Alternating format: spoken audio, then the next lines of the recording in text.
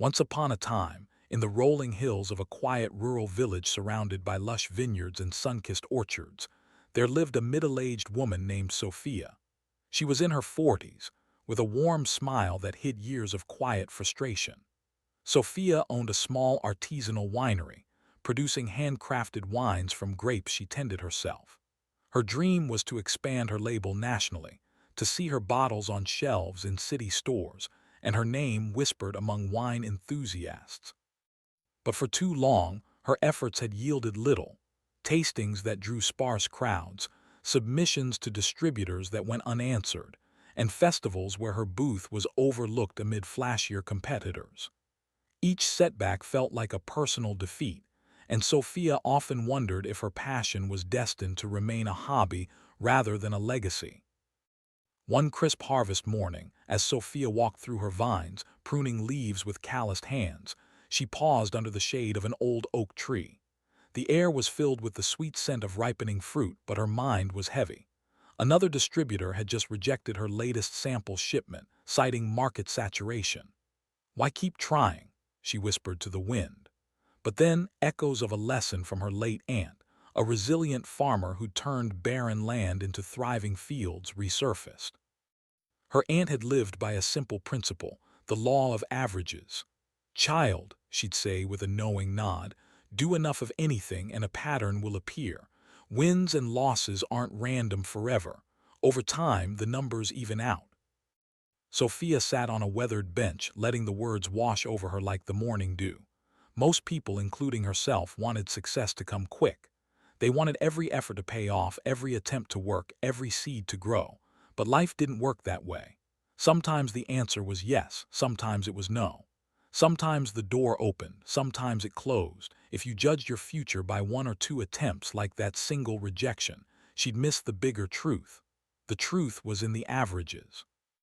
Reflecting on her journey, Sophia recalled her early ventures. When she approached one distributor and they said no, it felt like failure. When she pitched to 10 and 8 declined, discouragement crept in like frost on the grapes. But if 2 accepted and she kept repeating the process, she'd discover the ratio. Maybe it was 1 out of 5, maybe 3 out of 10. But once the pattern appeared, she had something priceless: predictability. Law of averages leveled the field. It meant Sophia didn't have to count on luck or wait for the stars to align. She just had to keep adding to the numbers. Because the law was always working, over time the results would reflect the ratio. That was the principle that could change everything. Once she understood it, she'd stop getting discouraged by rejection. She'd stop taking no as final. She'd stop quitting too soon. Instead, she'd start looking at each attempt as one more step toward the inevitable yes. This principle didn't just apply to business, Sophia realized as she plucked a ripe grape and tasted its tart sweetness. It applied to every part of life: relationships, learning, personal growth.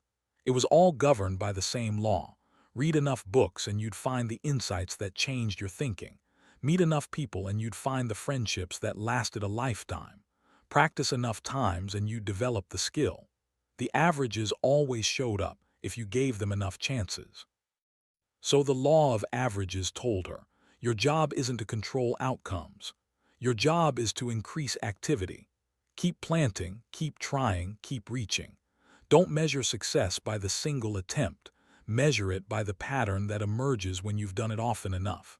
That's how it would change how she approached her work, her goals, her entire philosophy of success. If the law of averages was true, and Sophia was convinced it was, then the key to making it work was simple: activity. No activity, no averages. She couldn't expect the numbers to balance out if she never got into the game. Every call she made, every conversation she started, every door she knocked on, every seed she planted, it all added to the total. And that meant the more she tried, the more chances she created. The law of averages rewarded activity, not waiting. Sophia remembered chatting with a neighboring farmer at the local market who was downhearted because his crop yields were low. She asked how many varieties he'd experimented with. 3, he sighed, just 3. Now think about it, 3 wasn't a test of the law of averages. 3 wasn't a pattern, that was just dabbling. The law didn't work with dabbling, it worked with volume, with persistence, with repetition. If you played the game enough times, the ratios would show up. 1 in 5, 2 in 10, whatever the number was. It wouldn't reveal itself until you'd put in enough attempts. And once you saw the number, you could start planning your success around it. But the door to that discovery was activity. Like the farmer who plants one seed and it doesn't grow, he doesn't give up on farming. He plants fields full of seeds. Some sprout, some don't. That's the law of averages at work. But only the farmer who plants enough gets to see the harvest. The man who plants one seed and waits has no harvest at all. The same was true in business, in sales, in relationships. The person who makes one call and stops will always be disappointed. The person who keeps dialing, keeps showing up, keeps starting conversations, sooner or later, the law of averages begins to reward her. And here's the beauty of it. The activity itself is what sets the law in motion. Every attempt is a vote for the future. Every effort is a step toward the inevitable yes. Sophia didn't know which attempt would produce it, but she knew that enough attempts would. So, if she wanted the averages on her side, she had to earn it with action. She had to stay in motion. Don't wait for perfect timing. Don't wait for guaranteed success. Just start.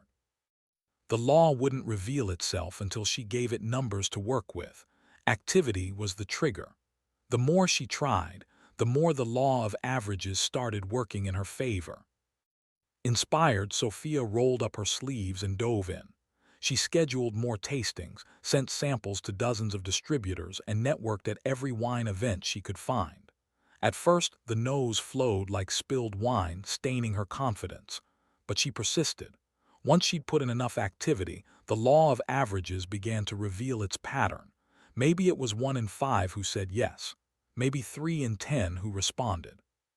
Whatever the ratio, once it showed itself, she just gained an incredible advantage: predictability.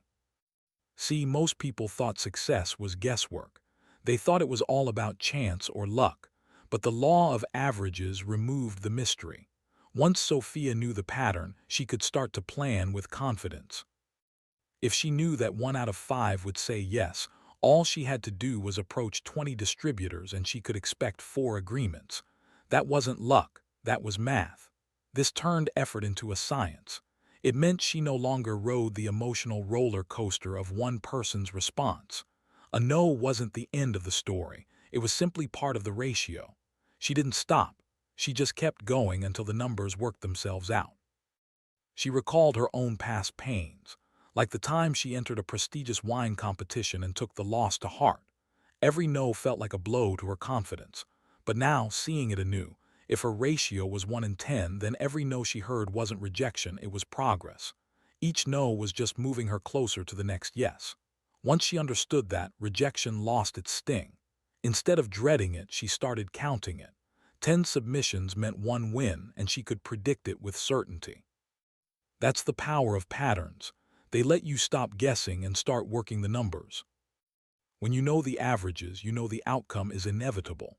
Effort plus time produces results, not just sometimes, but every time you stay consistent. It's like a casino. The house doesn't win every hand. Sometimes players take the pot.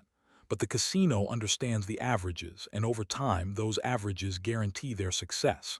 They don't have to win every spin or every roll. They just have to let the math play out. That's why the house always wins in the long run. The same principle applied to Sophia's life and business. She didn't have to win every day. She didn't have to succeed in every pitch. She just had to stay active long enough for the law of averages to deliver its promise. Once she saw the pattern, she gained a new kind of confidence. She didn't need to hope anymore, she knew. She didn't need to wonder anymore, she could measure. And that certainty allowed her to keep going without fear. That's how the law of averages made success predictable. But the law of averages was powerful only if she stayed with it long enough. Persistence was what unlocked the payoff. Most people never saw the law reward them, not because the law failed, but because they quit too soon. Here's the truth. Averages only showed up over time. She couldn't test them in a single day or with a handful of attempts. The ratio needed room to breathe. She had to give the numbers enough space to balance out. Think about baseball, Sophia pondered during a village game one afternoon. Even the best hitters in the world struck out. popped up, or got thrown out more times than they got on base. But over a season, their batting average told the real story. 3 hits out of 10 at-bats made you one of the greats, but if that player judged himself by one game, he'd quit.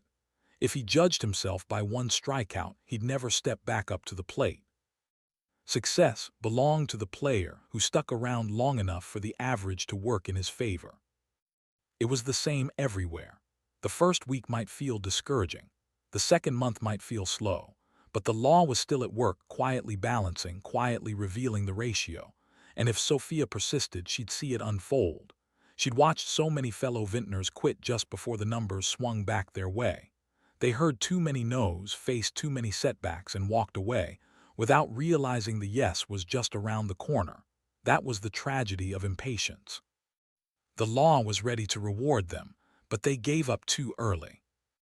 Persistence turned rejection into inevitability.